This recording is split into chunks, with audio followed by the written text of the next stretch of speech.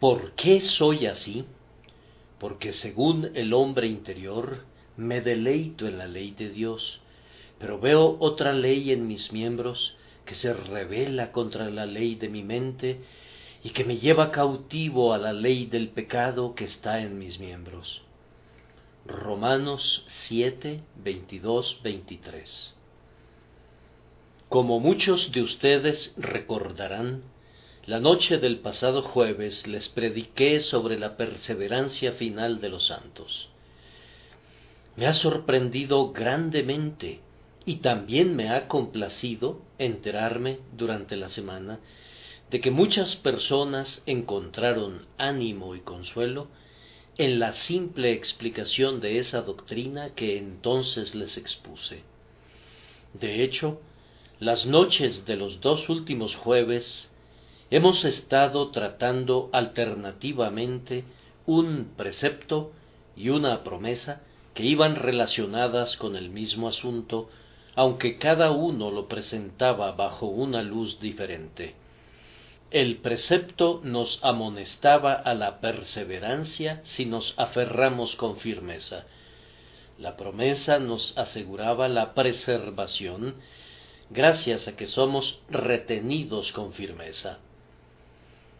La bienvenida que brindaron ustedes a esas exposiciones familiares me ha llevado a pensar que sería aceptable, especialmente para aquellos de ustedes que han sido traídos recientemente a la Sagrada Familia y que tal vez no conozcan ni los rudimentos siquiera de la experiencia religiosa, que diéramos un seguimiento a esos 2 elementales discursos con una pequeña exposición del gran conflicto interior al que la vida del creyente es expuesta.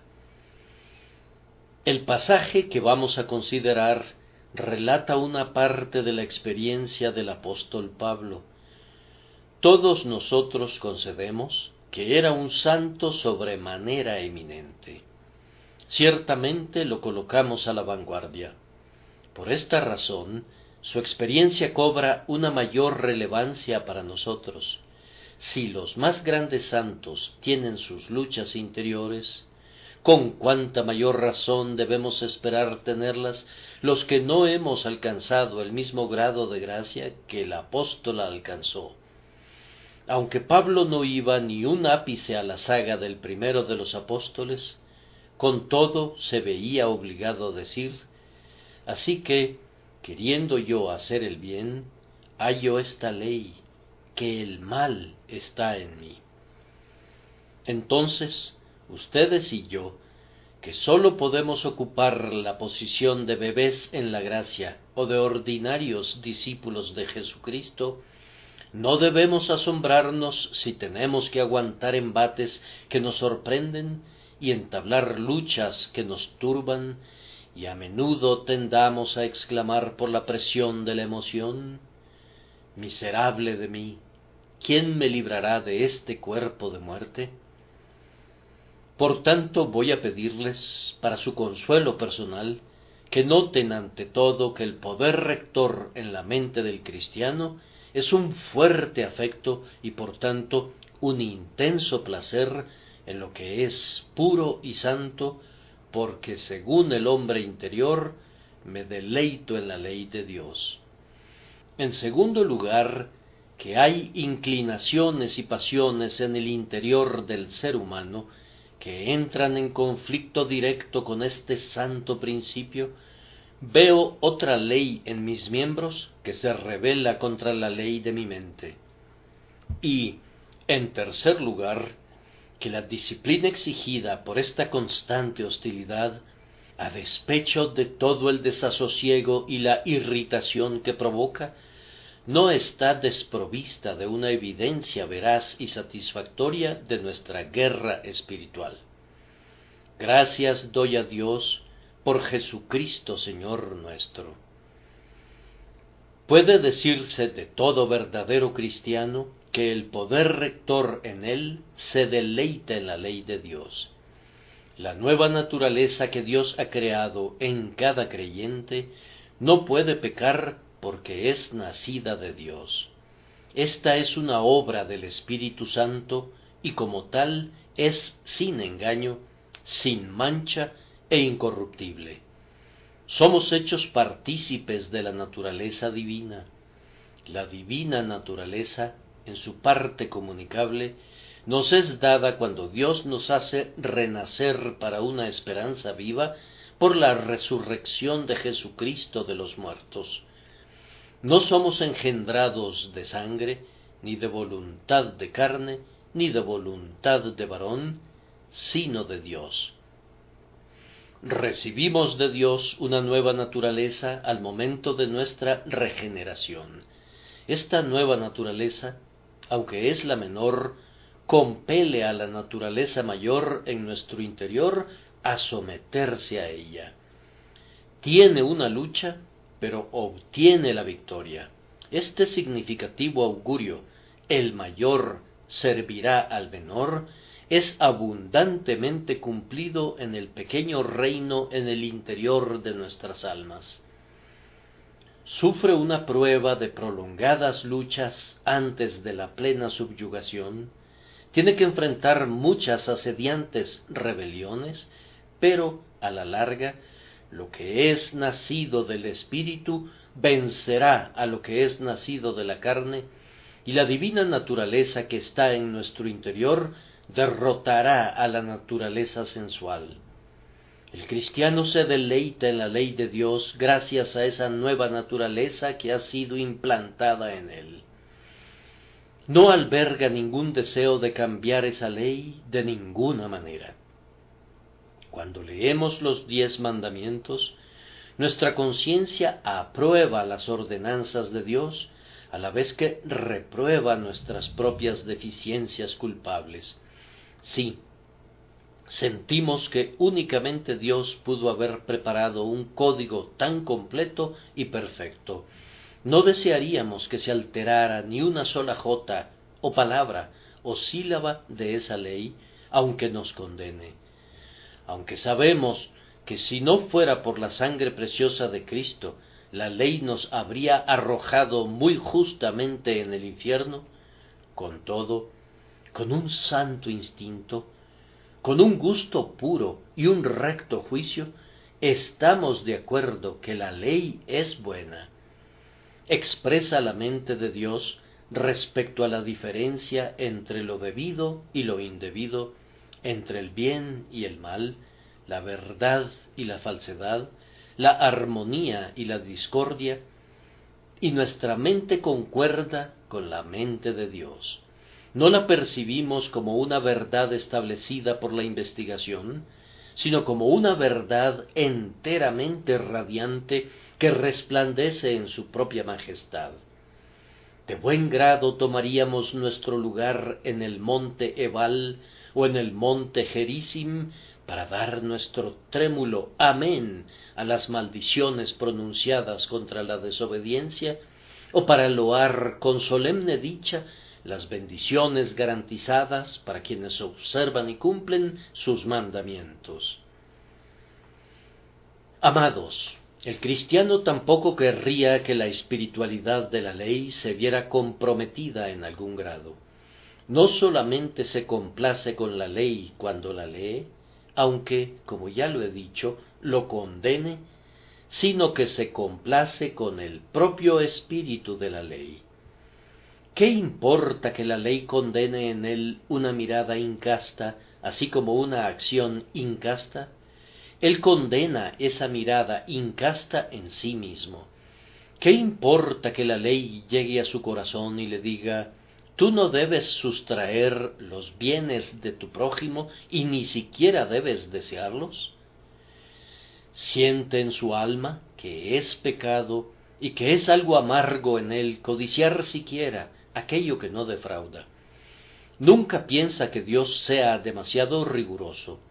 No dice nunca, ni siquiera por un instante: ¿sabía que era su nombre severo, que recoges donde no esparciste? Antes bien, da su anuencia a la ley, aunque sea de mucha altura y mucha extensión, aunque sea sumamente extensa. Aunque los truenos y los rayos y las voces que introducen esa ley en verdad lo aterrorizan, con todo, la sabiduría, la equidad y la benevolencia que la ordenaron transforman este pavor en admiración. Siendo nacido de lo alto y estando en comunión con Cristo y en paz con Dios, su propia constitución está en armonía con la ley del Señor. ¿Es espiritual la ley? Él también lo es. El pacto está incólume y la concordia es perfecta. Yo confío que muchos de ustedes, queridos oyentes, puedan endosar esto, pues, sin duda, cuantos hemos nacido de nuevo, podemos dar testimonio de que nos deleitamos en la ley de Dios según el hombre interior. Además, ningún cristiano desea que se le otorgue alguna dispensa que lo exente de cumplir con cualquiera de los mandamientos del Señor. Su vieja naturaleza pudiera desearlo, pero el hombre interior dice: no, yo no deseo ni recibir ni dar concesión alguna a la carne, ni recibir un permiso, ni ofrecer una excusa por el pecado en ningún punto, sin importar cuál sea. La carne ansía libertad y pide que le sea provista, pero ¿hay algún creyente aquí presente que quiera libertad para pecar? Hermano mío, si fuera posible concebir, sin incurrir en blasfemia, que el Señor te dijera: hijo mío, si hay algún pecado que ames, puedes continuar en él. ¿Desearías cometer algún pecado? ¿No dirías más bien: oh, que fuera yo purificado de todo pecado, pues el pecado para mí es una desdicha y no es sino un sinónimo de aflicción? El mal moral es su propia maldición, es una plaga, una peste ante cuyo pensamiento me estremezco. En la Iglesia de Roma se considera una bendición que se conceda a las personas una dispensa de ciertos deberes religiosos. Nosotros no pedimos ningún favor de ese tipo, no valoramos la bendición de esas personas. Libertad para pecar significaría que nos pusieran grilletes dobles, una licencia para relajar nuestra obediencia a Cristo, aunque fuera por un instante. Sólo sería una licencia para abandonar los senderos de la luz y el camino de la paz, para descarriarnos por un tiempo en las tinieblas y el peligro, e intercambiar el fulgor de la salud por una penosa perturbación y un dolor punzante. Hermanos, si son creyentes, yo estoy seguro de que nunca le han pedido permiso al Señor para transgredir sus estatutos, ni se lo pedirían jamás. Tal vez se permitieran hacer lo que no sabían que era pecaminoso en el momento. Tal vez hubiera en su corazón algún deseo por algo que era malo. Les concedo eso. Pero en el instante en que descubre su culpabilidad, la naturaleza nacida de nuevo retrocede ante ello y se aparta. No podría hacer otra cosa. No puede pecar porque es nacida de Dios. La nueva naturaleza que está en ustedes tiembla ante el pecado. No es su elemento, no puede tolerarlo. En cambio, antes podías excederte en el pecado y complacerte en él, y beber de la iniquidad como si fuese agua. Tú no pides ninguna dispensa para poder escapar de la ley. Te deleitas en ella según el hombre interior. La naturaleza nacida de nuevo del cristiano desea también guardar laboriosamente la santa ley de acuerdo con la mente de Dios. Si se nos propusiera a cualquiera de nosotros que pudiéramos tener cualquier cosa que pidiéramos, si en una visión nocturna el Señor se nos apareciera y nos dijera, como le dijo a Salomón: pide lo que quieras que yo te dé, yo creo que ninguno de nosotros dudaría. No me puedo imaginar pidiendo riquezas u honor, y ni siquiera sabiduría, a menos que fuese una sabiduría de un orden mucho más excelso del que es estimado comúnmente entre los hijos de los hombres. Pero el don que yo creo que codiciaría por sobre toda otra bendición es la santidad, una santidad pura e inmaculada. Poseyendo ahora un interés en Cristo, sabiendo que mis pecados me han sido perdonados gracias a su nombre, la única cosa que deseo más allá de todas las demás es quedar perfectamente libre de pecado y llevar una vida inmaculada sin pecado de omisión o pecado de comisión.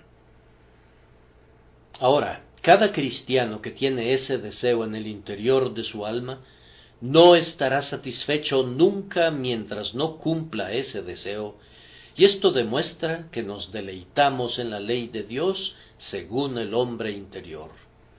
Y no pasará mucho tiempo antes de que ese deseo se vea cumplido. Vamos, seremos semejantes a Él cuando le veamos tal como Él es, y mientras no lo veamos tal como Él es y no seamos semejantes a Él, siempre tendremos inquietud de espíritu y siempre estaremos clamando por más gracia y esforzándonos contra el mal que hay en nosotros por si en alguna manera podemos subyugarlo. Oh sí, amados, en el hecho de que esto es lo que esperamos, que esto es por lo que oramos, que esto es por lo que luchamos, que esto es por lo que estaríamos dispuestos a morir, ser conformados enteramente a la mente y a la voluntad de Dios, hay una evidencia de que vemos que la ley de Dios es buena y que nos deleitamos en ella, según el hombre interior. Esto, sin embargo, queda comprobado para los espectadores de una manera más práctica cuando el cristiano muestra que la vida de Dios lo está capacitando para vencer a muchos de los deseos de la carne y de la mente. Muy a menudo, mientras se esfuerza por ser santo, tiene que obligarse a una severa abnegación, pero lo hace con alegría. Por ejemplo, si sucediera en el negocio que si hiciera una trampa muy común en su actividad comercial, ¿podría obtener una mayor ganancia? No lo haría, si es cristiano. Siente que no puede cometer ese mal y pecar contra su Dios. O si el joven convertido descubriera que una pequeña divergencia del camino recto agradaría a la gente mundana con la que está obligado a asociarse, podría, tal vez, desviarse en su debilidad, pero si lo hiciera, la nueva vida en su interior nunca le facilitaría el camino. La vida interior, cuando está en su vigor, le hará decir, aunque pierda la buena voluntad de estas personas, he de servir a mi Dios y Señor.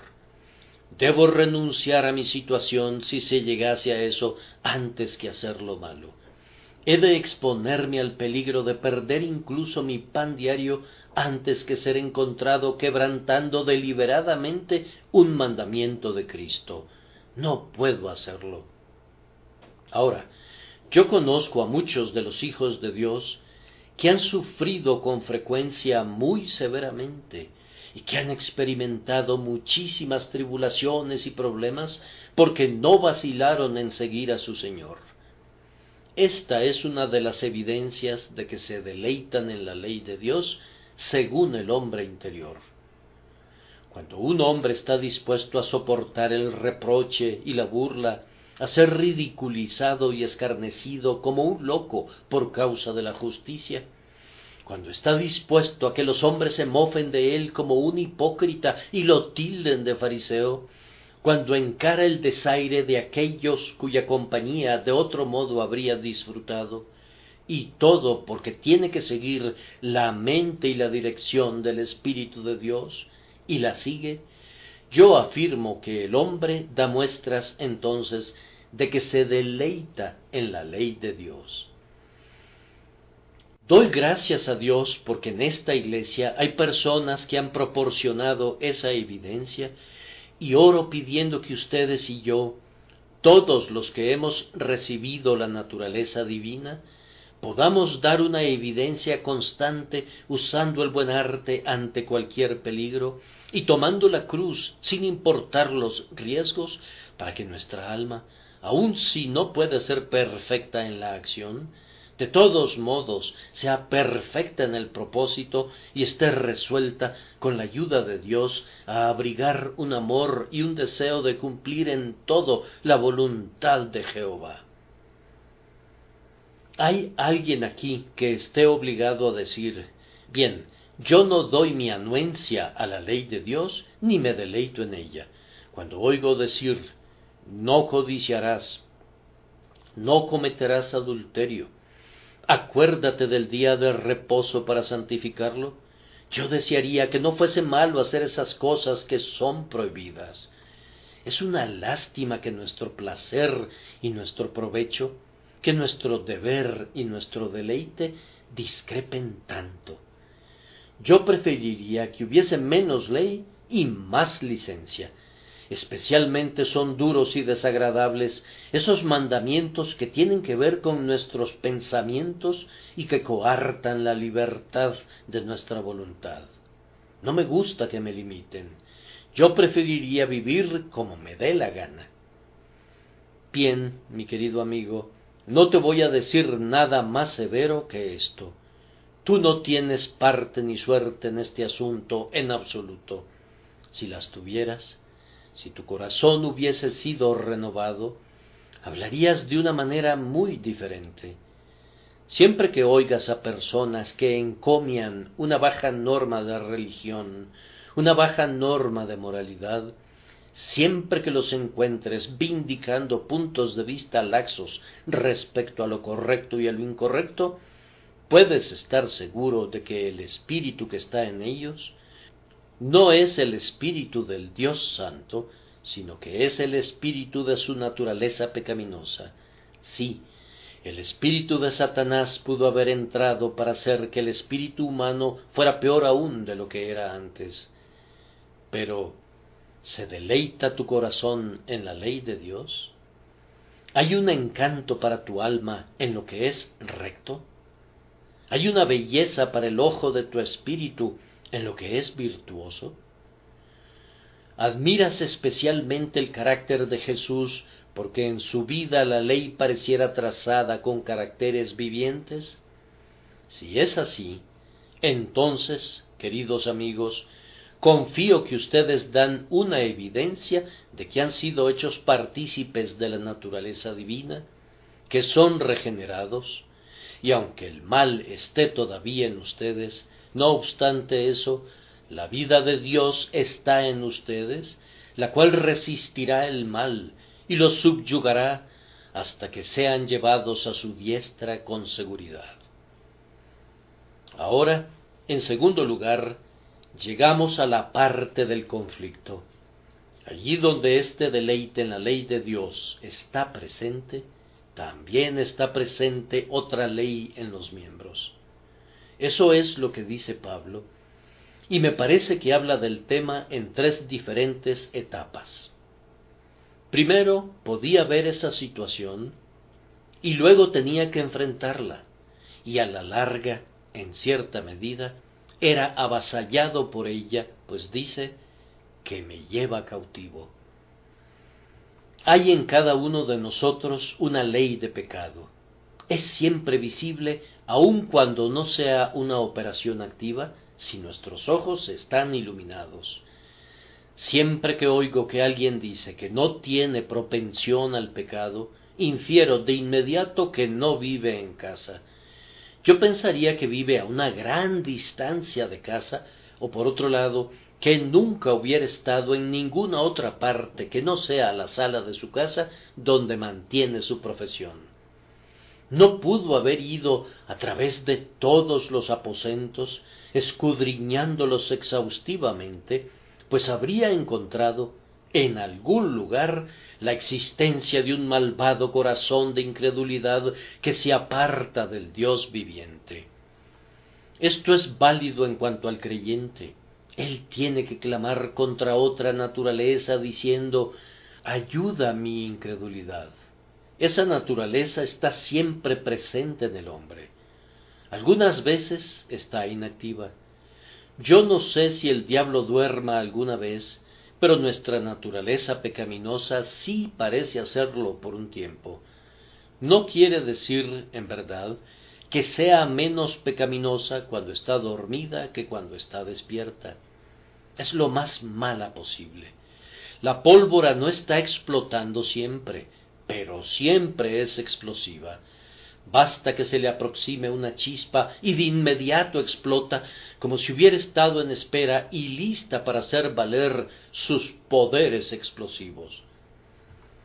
La víbora podría estar enrollada sin causar ningún daño, pero alberga un veneno letal en sus colmillos. Sigue siendo una víbora aun cuando no esté empleando el poder de sus venenosos colmillos. Hay algo dentro de nuestra naturaleza que enviaría al mejor santo al infierno si la gracia soberana no lo impidiera. Hay un pequeño infierno en el interior del corazón de todo hijo de Dios, y únicamente el grandioso Dios del cielo puede someter a ese malévolo pecado que mora en su interior. Este pecado se hará presente cuando menos se espera, y generalmente irrumpe súbitamente y nos toma por sorpresa. Yo lo he experimentado para mi tristeza. No me voy a poner aquí a hacer muchas confesiones personales.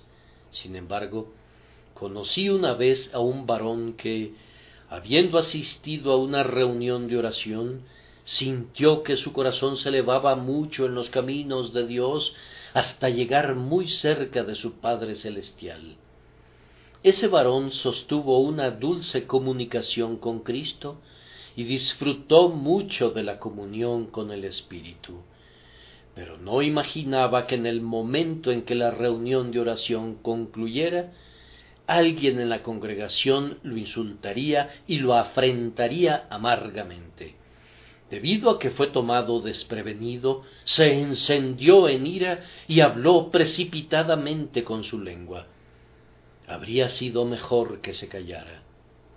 Ahora, yo creo que ese hombre, si hubiera tenido ese encuentro en cualquier otro momento, pues poseía un temperamento tolerablemente apacible, habría recibido el insulto sin resentirlo y sin responder de alguna manera. Pero como estaba desprevenido, tenía baja la guardia. El propio amor derramado abundantemente en su corazón provocó que la animosidad que enfrentó hiriera más sus sentimientos. Había estado tan cerca del cielo que esperaba que cada uno de los presentes tuviera pensamientos que armonizaran con los suyos. No había contado con ser agredido justo entonces. Cuando hay más dinero en la casa, es entonces que es más probable que los ladrones se metan en ella. Y cuando hay mayor gracia en el alma, el demonio procurará atacarla si pudiera. Los piratas no solían atacar a los barcos cuando salían a recoger el oro de las Indias. Siempre los abordaban cuando venían de regreso a casa, con miras a obtener un rico botín que fuera digno de la captura. Si han disfrutado un sermón, si se han acercado a Dios en oración, si las Escrituras han sido muy preciosas para ustedes, pueden esperar que justo entonces el dragón que duerme dentro despertará y turbará la pacífica tranquilidad de su alma. Hemos de esperar algún peligro cercano cuando recibimos abundante deleite. Entonces, vigilemos en mayor medida en épocas de tranquilidad. Esta naturaleza perversa tiende a la extinción algunas veces, como si fuera movida por los celos, cuando estamos siendo reanimados por el bien, pero ciertamente vuelve a desarrollarse cuando estamos expuestos al mal. Sería bueno que el hombre que se congratula porque no siente ninguna inclinación pecaminosa, ningún pensamiento maligno, ninguna imaginación impura, ninguna idea altiva, ninguna pasión turbulenta recordara aquel dicho de Rutherford: cuando la tentación duerme, el loco es sabio y la ramera es casta, pero una vez que se perfora la vasija, derrama su contenido, sea vino o sea agua. Oh alma mía, tú has estado reposando solo por un momento, porque no había nada que te provocara por un tiempo, en medio de la compañía de gente piadosa, y con la mente ocupada continuamente en cosas buenas, los malos instintos pudieran dormitar, pero insertada en otra sociedad, sólo necesita una ligera provocación, y oh, cuán pronto se manifiesta abundantemente el mal que siempre está presente en el interior. Hay malas hierbas en casi todo tipo de suelos. Si escarbas la tierra hasta una profundidad de 10 o 20 pies, puedes encontrar las semillas de las que germinaron.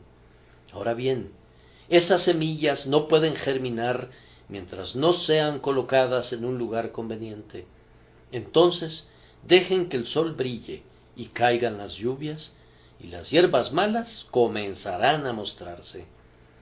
Puede haber muchas malas hierbas en nuestra naturaleza, en lo profundo y fuera de la vista, pero si son impulsadas a la superficie por algún cambio en las circunstancias, encontraremos males en nuestro interior de los que nunca soñamos.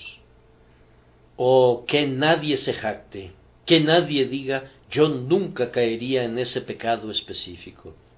¿Cómo lo sabes, hermano mío? Tal vez nunca estuviste en una posición en la que un pecado así te habría seducido. Ten cuidado. Tal vez allí donde pienses que eres de hierro, eres de arcilla. Y cuando piensas que las puertas están cerradas con barras de bronce, pudiera ser que sólo se trate de madera podrida. No hay razón para que ninguno de nosotros, incluyendo al más santo, confíe en sus mejores facultades, en sus mejores deseos, en sus mejores resoluciones. Nosotros somos una completa debilidad de principio a fin, y somos propensos a las transgresiones, a pesar de todo lo que la gracia de Dios ha hecho por nosotros. El pecado que está en nosotros como una mancha en nuestra constitución pudiera irrumpir fácilmente como un despreciable desorden que se esparce por el hombre entero desde la cabeza a los pies y que arruina todo el carácter. Le pido a Dios que eso no suceda nunca. Es notable cómo el pecado se muestra en el cristiano aun en el más santo de sus deberes. Supón que sea la oración.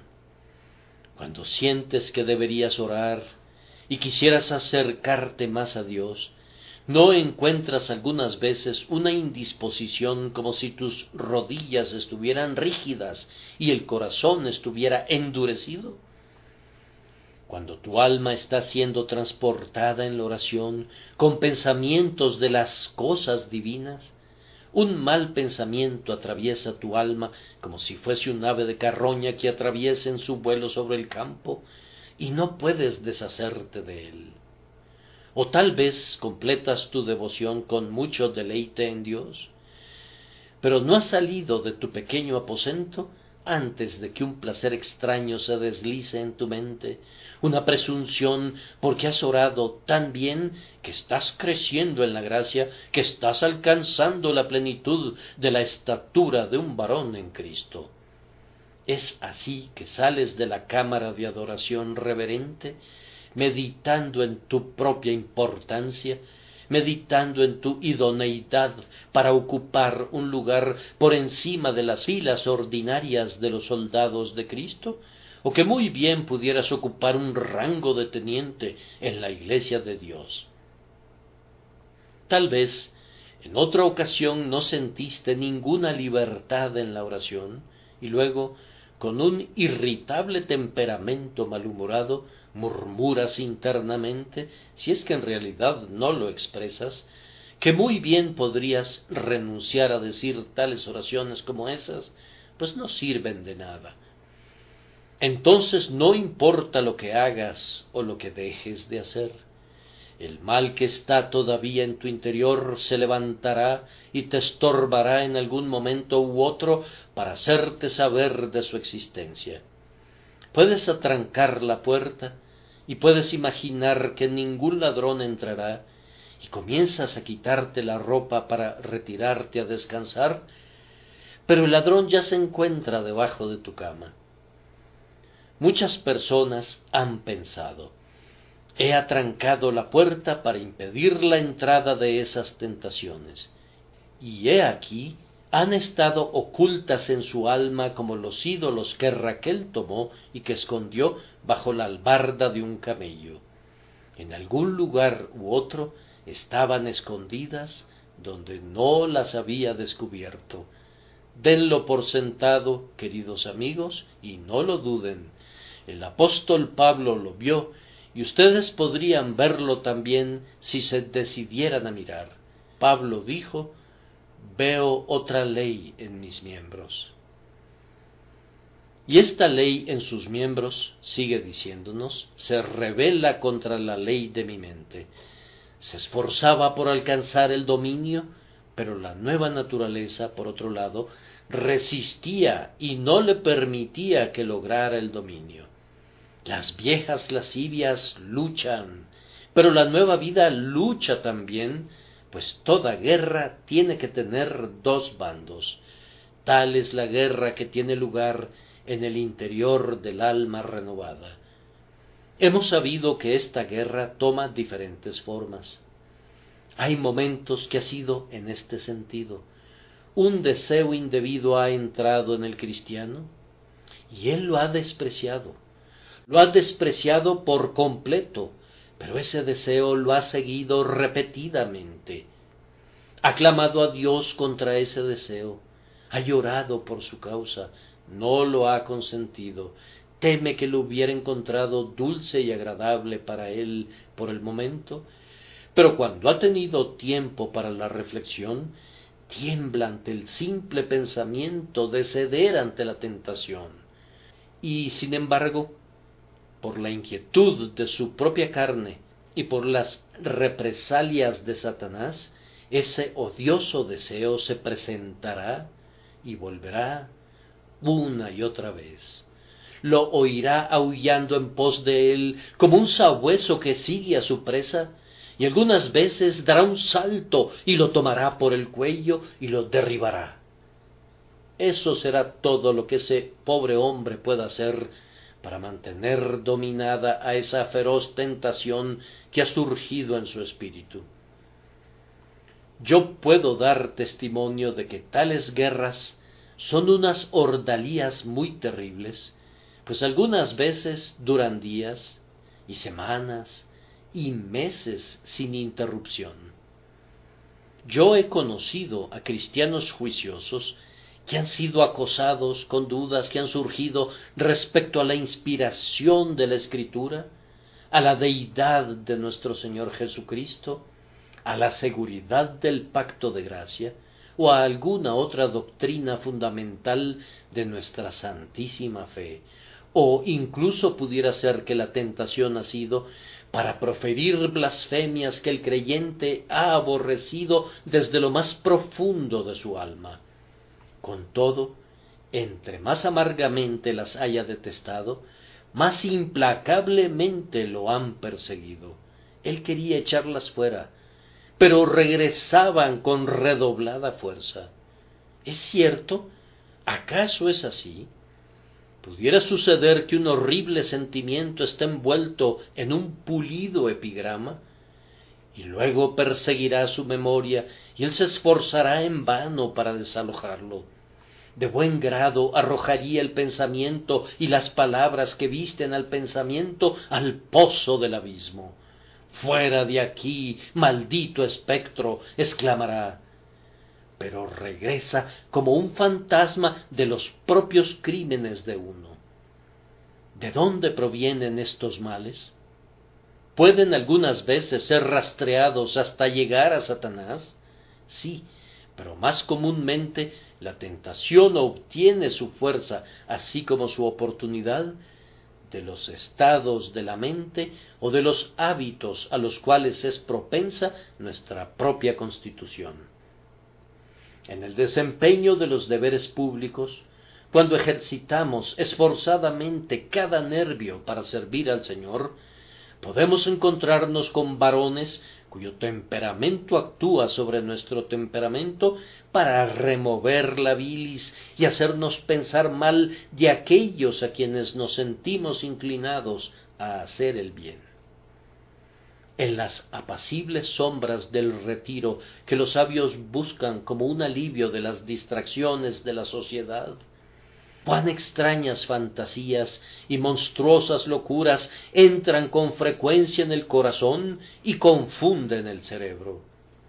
O es triste decirlo, en los caminos del estudio donde individuos juiciosos se proponen reverentemente indagar en los consejos de Dios, cuán frecuentemente han sido desviados de los caminos ya abiertos para invadir terrenos peligrosos, para perderse en laberintos y para abandonar las pisadas del rebaño. Y así han sido seducidos a volverse frívolos y arrogantes. En cualquier parte, en todas partes, tenemos el reto de luchar y hemos de dar batalla en contra del pecado que nos asedia. Pero la guerra sostenida por esta naturaleza perversa no es siempre a través del continuo asedio del alma. A veces trata de tomarnos por asalto. Esta es una modalidad favorita de la guerra contra nuestro propio corazón corrupto. Cuando estamos desprevenidos, viene y nos ataca, y como ya he dicho antes, somos propensos a estar desprevenidos cuando hemos sido conducidos aparte a lo alto del monte, cuando hemos estado cerca del Señor. En esa exaltada esfera de comunión, no hemos pensado en el demonio, y su existencia no se ha atravesado por nuestra mente. Pero cuando descendemos de nuevo a la llanura, pronto descubrimos que vive todavía, que todavía aflige a nuestros hermanos, que acecha todavía buscando atraparnos. Por esta causa, nuestra experiencia debería vivificar nuestra simpatía. Muchísimos cristianos han sido llevados por sorpresa al pecado, por lo cual habían de ser grandemente culpados, pero por lo cual no debían ser condenados con tanta severidad por sus hermanos cristianos. Deberían condenar el pecado, pero deberían tener memoria de sí mismos, no vaya a ser que también sean tentados. Muchas personas han sido buenas porque no han tenido la oportunidad de ser malas, y yo creo que muchos cristianos profesantes se han mantenido porque el camino no era muy plano y no se podía ganar mucho si cayeran. Nosotros no nos juzgamos los unos a los otros como Dios lo hace. Él conoce las debilidades de sus amados hijos. A la vez que no excusa sus pecados, es demasiado puro y santo para hacerlo.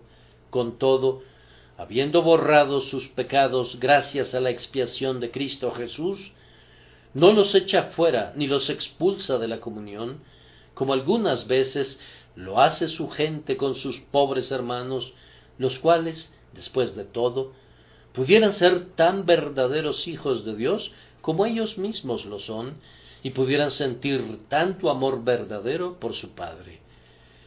Cuando esta perversa naturaleza está combatiendo, se ríe de nuestras propias resoluciones y se burla de nuestros propios intentos de aplacarla. Ha de lucharse contra ella por gracia. Ningún otro brazo, excepto el brazo todopoderoso, puede vencer a nuestra corrupción natural. Como un leviatán se ríe de la lanza, la considera como madera podrida. No puedes atacar a un pecado asediante como desearías hacerlo.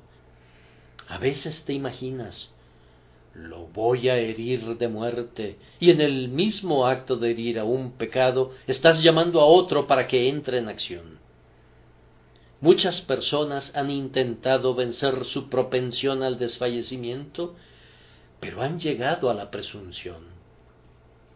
Algunos han intentado ser menos profusos en sus gastos, pero se han vuelto tacaños.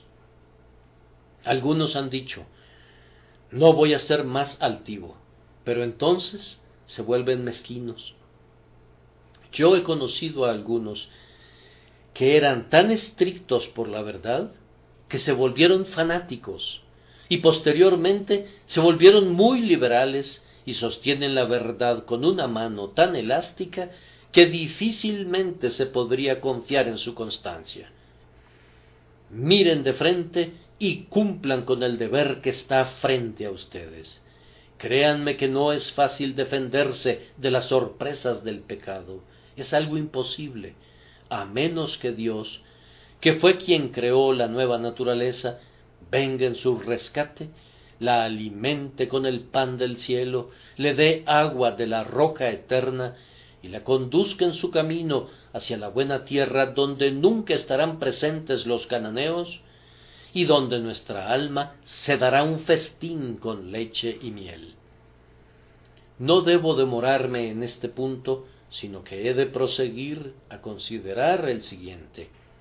El apóstol dice que esta lucha lo llevó a la cautividad bajo la ley del pecado. ¿Qué quiere decir con eso? No creo que quiera decir que se descarrió hasta cometer abiertas inmoralidades flagrantes. Ningún observador pudiera haber notado alguna falta en el carácter del apóstol. Él podía verla dentro de sí, y veía manchas en su vida donde nosotros somos incapaces de detectarlas, y probablemente hacerlo era un hábito del apóstol.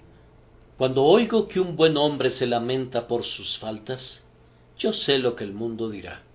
Le tomarán la palabra y pensarán que él es como ellos, mientras que si lo conocieras y observaras su vida y su conversación, si lo juzgaras imparcialmente, te verías compelido a decir de todo hombre piadoso que es como Job, perfecto y recto, temeroso de Dios y apartado del mal. Sin embargo, ese mismo individuo sería el primero en verse sus propias manchas porque tiene más luz que los otros, porque tiene una idea más elevada que los otros de lo que es la santidad, y principalmente porque vive más cerca de Dios que los otros y sabe que Dios es tan infinitamente santo que los cielos no son limpios delante de sus ojos y que notó necedad en sus ángeles. Por tanto, todo aquel que se ve en el espejo de la ley ve en sí mismo una inmundicia que nunca antes vio. Como dijo Job, de oídas te había oído, mas ahora mis ojos te ven. Por tanto, me aborrezco y me arrepiento en polvo y ceniza. Pero yo creo que el apóstol no se estaba refiriendo aquí a los actos de un mal comportamiento ruin que lo llevaran a la cautividad en lo que a él concernía. Aunque muchos que son hijos de Dios se meten en una triste cautividad porque la ley del pecado y de la muerte en sus miembros alcanza algunas veces el dominio sobre ellos. Oh, estén alerta contra esto, lloren por esto. Estaba a punto de decir, luchen hasta la sangre contra esto.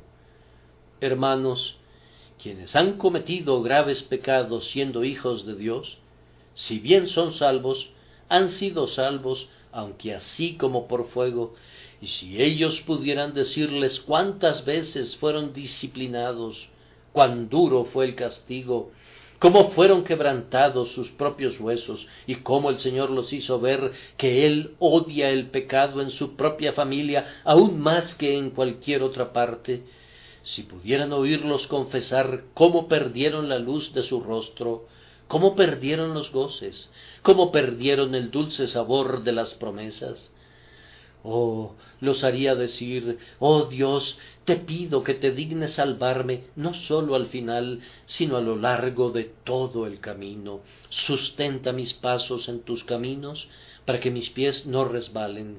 Haz que corra por la senda de tus mandamientos. Es una cautividad como la propia cautividad de los israelitas en Babilonia, cuando sucede que un hijo de Dios cae en algún pecado grave.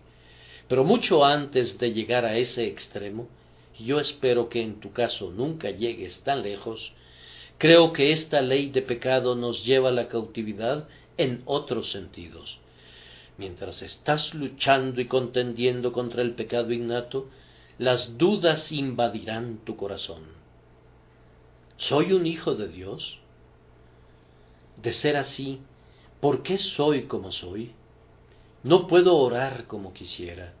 Seguramente si fuera un hijo de Dios, mi devoción no se vería obstaculizada, ni iría a algún lugar de adoración sin experimentar ningún gozo como otros que se dan un festín y cantan de gozo de corazón. Oh, a qué cautividad es llevada el alma cuando permite que el pecado innato arroje alguna duda sobre su seguridad en Cristo. Somos salvos porque somos creyentes en Cristo. Habiendo sido Cristo toda nuestra confianza, Cristo es siempre en nosotros la esperanza de gloria. A todos los que le recibieron, a los que creen en su nombre, les dio potestad de ser hechos hijos de Dios. Si yo he creído en su nombre, prescindiendo de cuál pudiese ser mi experiencia interior o cuál no pudiese ser en mi propia estimación, si yo he creído en el nombre de Jesús, tengo el privilegio de ser un hijo de Dios.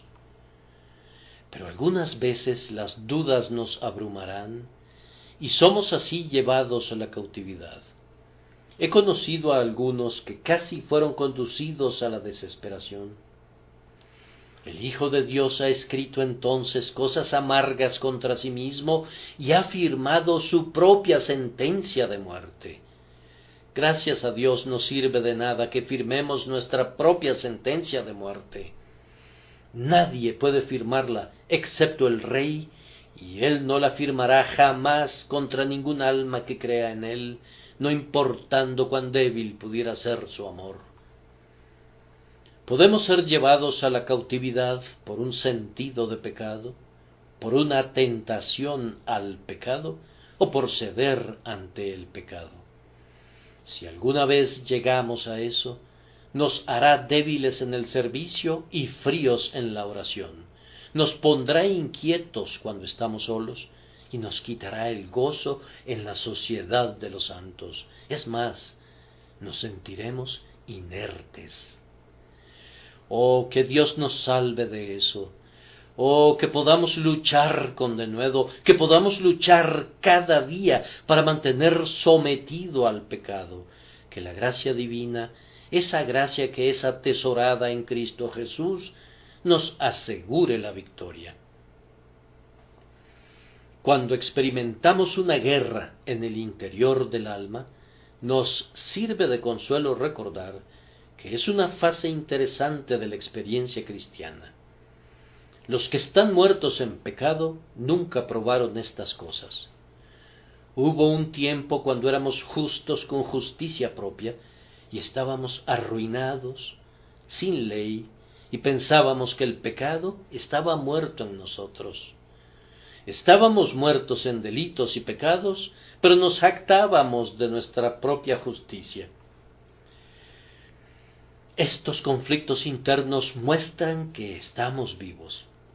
¿Hay alguna vida en el alma que odia al pecado, aun cuando no pueda hacer lo que quisiera? Yo he sabido lo que es bendecir a Dios por los tiempos en que mi alma ha experimentado una guerra interior y hasta me habría alegrado sentir una guerra renovada. Pueden estar seguros de que el hombre fuerte del alma, mientras guarde la casa, la guardará en paz. Es cuando viene alguien más fuerte que él para echarlo fuera, que hay una lucha en el interior de tu alma. Por tanto, yo te sugeriría esto como una fuente de consuelo y de agradecimiento. No te deprimas al respecto. Di, después de todo, hay algo de vida aquí. Donde hay dolor, hay vida. Los mejores santos de Dios han sufrido exactamente de la misma manera. Tu camino al cielo no es malo. Algunos, lo sé, no están preocupados de manera importante, pero la mayoría de los santos de Dios tiene que soportar de fuera conflictos, de dentro temores. Lean acerca de Martín Lutero. Ese gran hombre valiente se convirtió en un maestro de teología por haber sido instruido en la escuela de la tentación. Aún sus últimas horas estuvieron repletas de un severo conflicto. Lutero fue un guerrero desde su juventud. Cuán constantemente tuvo que contender contra sí mismo. Este capítulo nos da el mismo testimonio respecto a la vida de Pablo. Por tanto, no estés abatido como si algo extraño te hubiese sucedido. Mira a lo alto a esos santos vestidos de ropas blancas y que cantan un cántico interminable. Pregúntales de dónde les vino su victoria. Ellos te dirán que no les vino por no pecar o por ser perfectos en sí mismos, sino por medio de la sangre de Jesús. En un tiempo lucharon aquí abajo y humedecieron su sillón con lágrimas. Lucharon duro como nosotros ahora, con pecados y dudas y miedos. La más rica consolación proviene del último versículo del capítulo.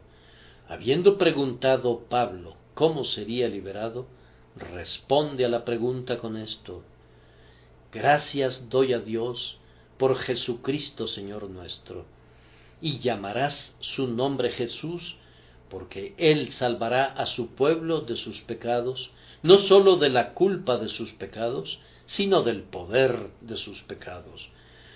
Cuán grande misericordia es que el Señor Jesús haya dado un golpe mortal a nuestro pecado, le ha roto su cabeza. Es un monstruo y posee inmensa vitalidad, pero es un monstruo derrengado, perniquebrado y con la cabeza rota. Helo ahí, yace siseando y escupiendo y contorsionándose, con capacidad de hacernos mucho daño, pero aquel que lo ha herido lo golpeará repetidamente hasta que al fin se extinguirá por completo. Gracias a Dios, no tiene la vitalidad suficiente para atravesar el río Jordán. Ningún deseo pecaminoso ha de nadar jamás en esa corriente. No son molestados allá con tendencias e inclinaciones a pecar, y cuando sean restaurados a sus cuerpos, y sus cuerpos resuciten, tendrán cuerpos que no son de carne. La carne y la sangre no pueden heredar el reino del cielo.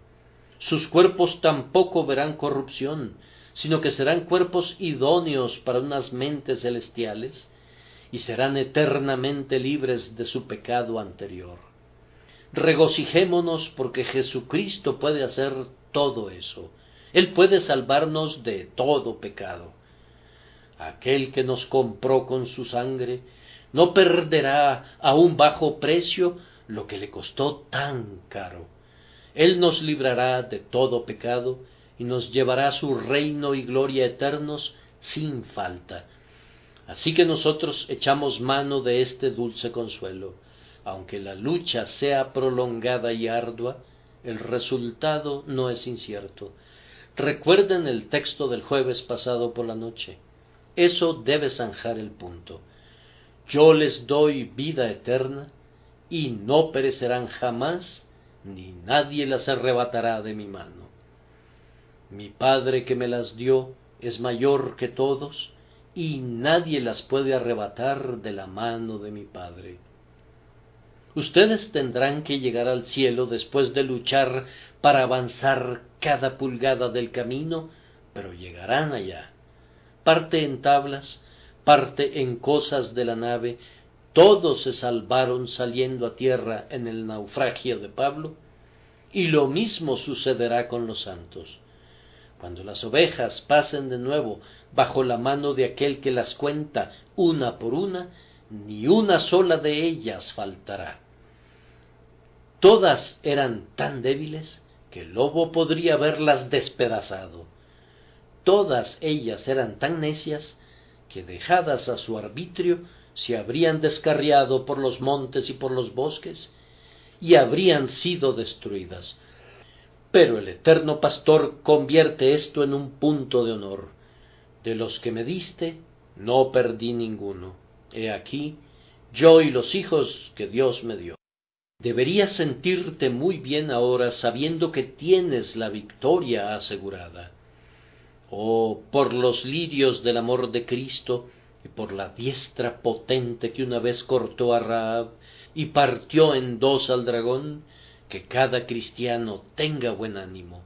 El omnipotente está con nosotros, el invencible está por nosotros. Al ataque, sigamos adelante para enfrentar el conflicto. Aunque la lucha se enardezca y se torne todavía más severa, sigamos siempre adelante, sigamos adelante sin miedo y sin un instante de duda. En todas estas cosas somos más que vencedores por medio de aquel que nos amó. Subirá el que abre caminos delante de ellos, abrirán camino y pasarán la puerta y saldrán por ella, y su rey pasará delante de ellos, y a la cabeza de ellos Jehová. Han puesto en fuga a sus enemigos. Así se dirá de todos aquellos que siguen el liderazgo de Cristo. Esta es la herencia de los santos, y su salvación de mí vendrá, dice el Señor. Que Dios nos conceda salir victoriosos en esta guerra santa, por Jesucristo nuestro Señor. Amén.